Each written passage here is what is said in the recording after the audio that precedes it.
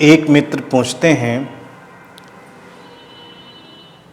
कि कुछ लोग सांप और बिच्छू का जहर मंत्र से उतार देते हैं, ऐसा कैसे होता है?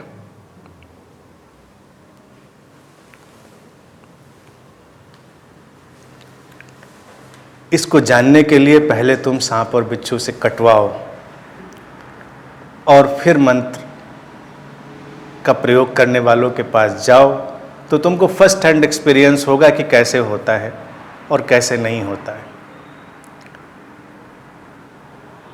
देखो, मंत्र से ऐसे काम नहीं होते। और फिर पूरे अगर विश्व में देखें, भारत में देखें, तो जो बिच्छू और सांप की कैटेगरी है, इसमें सारे जो होते हैं वो जहरीले नहीं होते। उनकी कुछ प्रजातियां ही जहरीली होती हैं। लेकिन डरता आदमी सबसे है।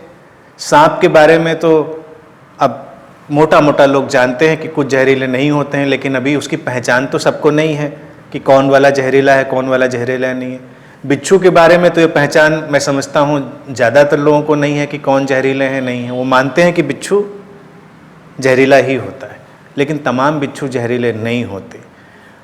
वो जब अपना डंक मारते हैं, काटते हैं, तो वो पेनफुल होता है, बस उतना ही उनके उस डंक में असर होता है, लेकिन वो प्राण घातक जहर नहीं होता कि वो जान ले ले, ऐसा नहीं होता। जो जान ले ले जहर, ऐसे बिच्छू कम हैं। उनकी प्रजातियां हैं, उनकी पहचान भी है, उसका अध्ययन कर सकते हो, उसकी खोज कर सकते हो। जैसे सांप हैं, उनकी भी बहुत कम प्रजातियां हैं जो जहरीली हैं, लेकिन मानसिक असर सबके ऊपर बराबर ही होता है। तो जब कोई ऐसे मांत्रिक के पास जाता है जो ऐसा क्लेम करता है, तो स्वभावतः वो एक हिप्नोटिक स्टेट पैदा होती है, एक सम्मोहन की स्थिति पैदा होती है। और मंत्र का अर्थ ही होता है सुझाव देने की प्रक्रिया। और जब कोई वो सुझाव देता है और तुम मान के चल रहे हो कि जहर उतरेगा, तो तुम उस बात में यकीन भी करते हो, तुम पूरी तरह सजेस्टिव हो, ओपन हो। और वो खास ढंग से पूरा वातावरण बनाकर जब तुम्हारे ऊपर उन चीज़ों का प्रयोग करता है, तो जब वो जहरीला नहीं है, तुमको मानसिक रिलीफ मिल जाती है। तुम मानसिक रूप से उससे मुक्त हो जाते हो और तुमको लगता है कि हाँ, जहर उतर गया। भारत में अगर तुम ढूंढने निकलो तो सांप और बिच्छू क्या, कितनी चीज़ों को उतारने वाले मंत्र तुमको मिल जाएंगे। पीलिया उतारने वाले मंत्र। जब मैं छोटा था तो मेरे कस्बे में एक जगह एक मुस्लिम सज्जन रहते थे, बुढ़े से थे, तो पीलिया झाड़ने का काम करते थे। तो हम लोग उधर अक्सर घूमने टहलने निकल जाते थे। तो अक्सर मैं देखता था लोग उनके यहाँ पीलिया झड़वाने जा रहे हैं, जॉन्डिस। वो एक थाली में पानी रखते थे, उसमें हाथ रखवाते थे, अपना जो भी मंत्र पढ़ते फूंकते थे, और उसके बाद जब थाली में उसके हाथ वो रगड़वाते थे या जो भी करते रहे होंगे, मैं बहुत छोटा था उस समय, तो पानी पीला हो जाता था।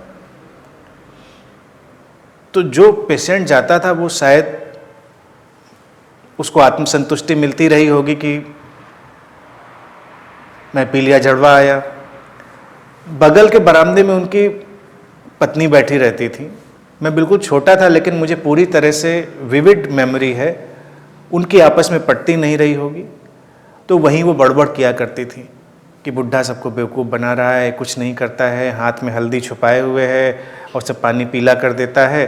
लेकिन उनकी कोई सुनता नहीं था, क्योंकि लोग तो अपने में हैं, बीमार है, परेशान है आदमी, तो वो झड़वाने गया। लेकिन वो उधर बड़बड़ करती रहती थी कि हमको सब पता है, बेवकूफ़ बना रहा है, कुछ नहीं करता है चीज़ों को।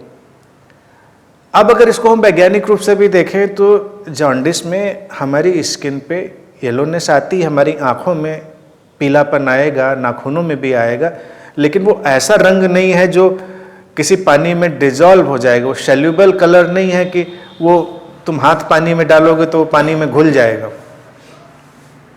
पीलापन दिख रहा है वो इंटरनल किसी वजह से हुआ है जो स्किन पर आया है। ऐसा कहाँ होता है कि कोई स्किन पर डिस्कलरेशन हो गया हो और वो पानी में तुम धुल लो, काला आदमी ज़्यादा पानी में हाथ डाले तो पानी काला हो जाए, गोरा आदमी ज़्यादा पानी में हाथ डाले तो पानी ज़्यादा साफ हो जाए। इसी अंधविश्वास पर देखा जाए तो बहुत सारी ये जो फेयरनेस क्रीम है वो भी तो काम करती हैं। वो कहते हैं कि तुम ये क्रीम लगाओ तुम्हारा रंग गोरा हो जाएगा। फेयरनेस क्रीम से आज तक कोई गोरा नहीं हुआ, पूरा इसका रिकॉर्ड है। सारे क्लेम बेसलेस हैं, लेकिन फिर भी वो बिकती हैं क्योंकि लोगों को इन चीज़ों का आकर्षण है, चार्म है।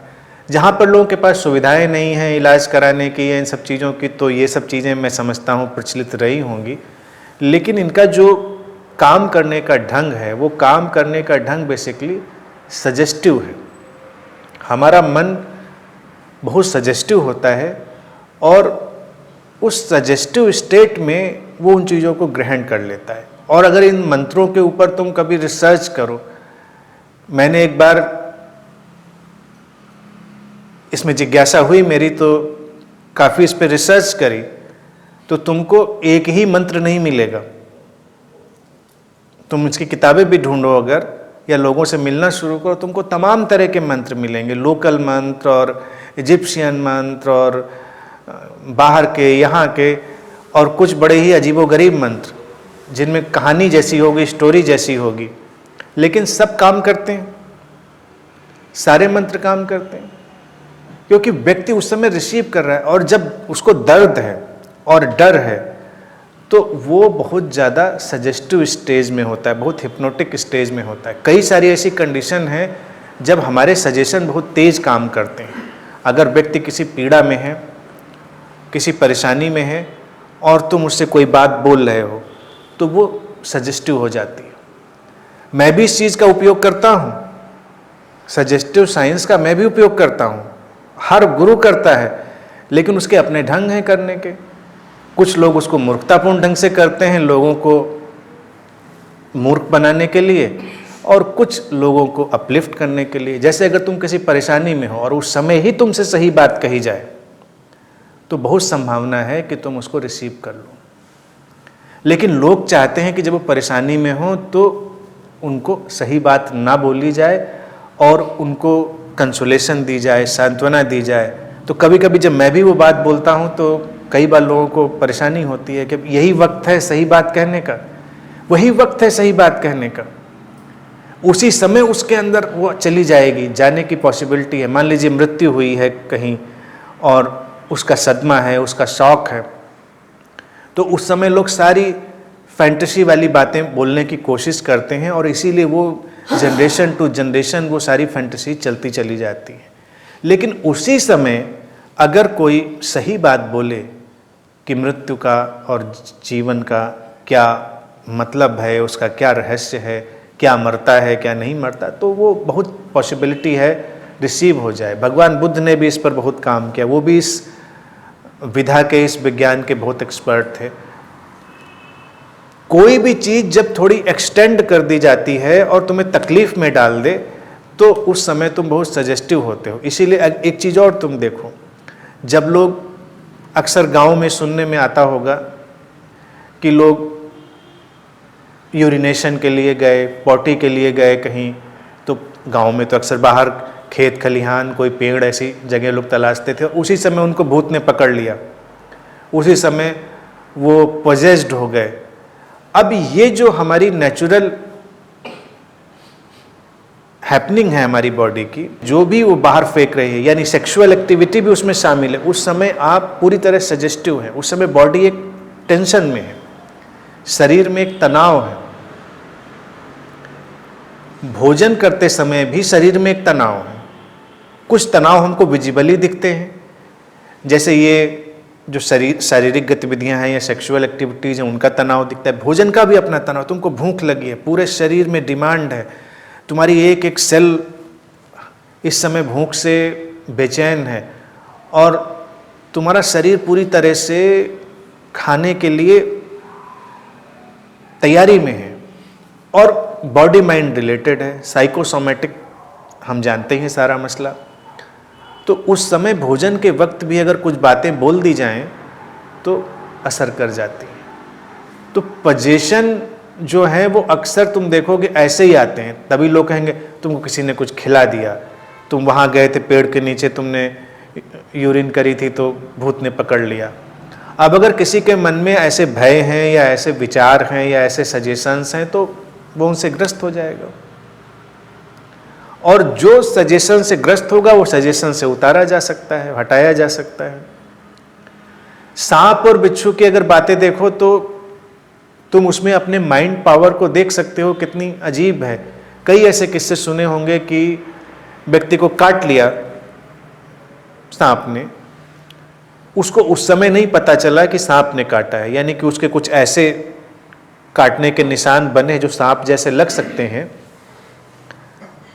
और फिर वो 2-3 दिन बाद उस कमरे में गया और उसी जगह उसको सांप दिखा और वहीं वो बेहोश होकर गिर पड़ा। जहर भी चढ़ गया, कई लोग मर भी जाते हैं। अब तुम सोचो कि 3 दिन बाद वो क्यों ऐसा हो गया। जहर इतना आज्ञाकारी तो नहीं है कि बैठा था सांप के दर्शन के लिए कि जब सांप के दर्शन होंगे तब चढ़ेंगे।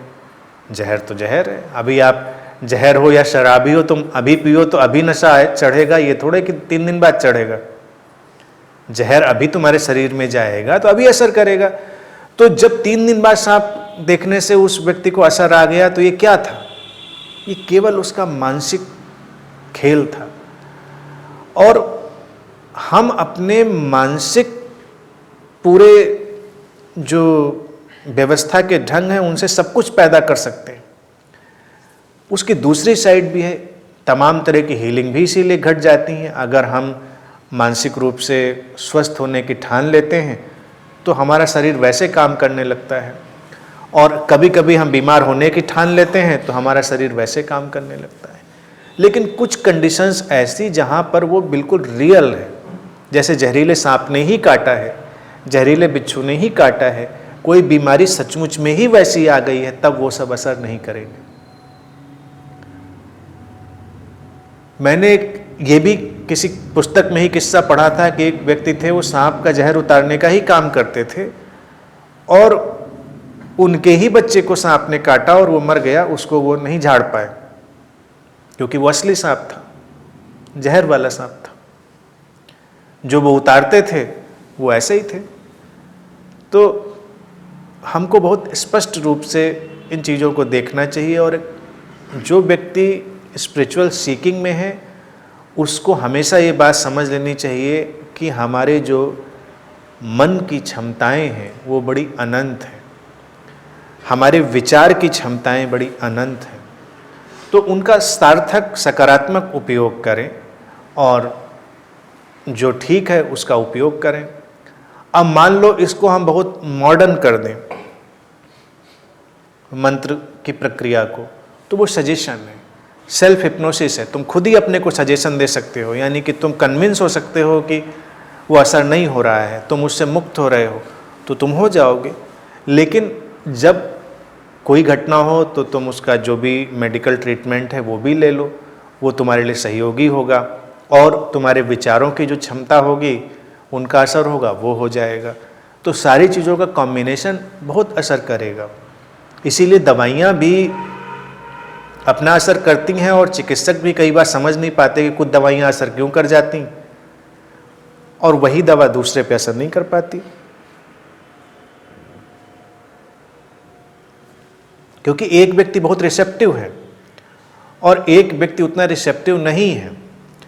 तो इतने जो माइन्यूट डिफरेंसेज हैं तो आ जाते हैं, साइकोसोमेटिक रिस्पॉन्स आ जाते हैं। शराब के नशे की भी यही बात है। कुछ लोग शराब के नाम से ही नशे में आने लगते हैं, वो इतना ऑब्सेस्ड हैं शराब के नाम से, या ऐसी चीज़ों पे तुम बात करो और वो बस थोड़ा थोड़ा झूमना शुरू हो जाते हैं। तो जैसे ही वो थोड़ी भी शराब अपने अंदर डालते हैं वो नशे में पहुंच जाते हैं, उनको लगता है नशा छा गया। लेकिन कोई व्यक्ति अगर इस बात के लिए अपने को तैयार कर चुका है कि नहीं मुझ पे असर नहीं होता, तो उस पर जल्दी नहीं होगा।